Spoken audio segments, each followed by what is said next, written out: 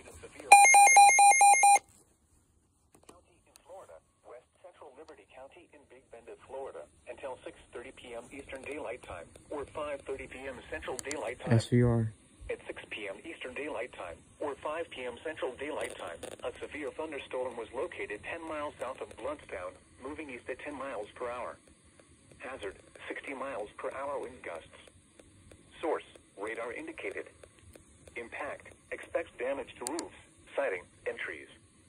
Locations impacted include Orange, Bristol, Chumptown, Villas, Jensen Place, Central City, Red Hill, Marysville, Scotts Ferry, Estefanilga, Wilma, Lewis, Woods, Nixon Garden, and Hugh Creek. For your protection, move to an interior room on the lowest floor of a building. Repeating, a severe thunderstorm warning has been issued until 5:30 p.m. Central Daylight Time, or 6:30 p.m. Eastern Daylight Time for the following counties in Florida: Calhoun and Liberty.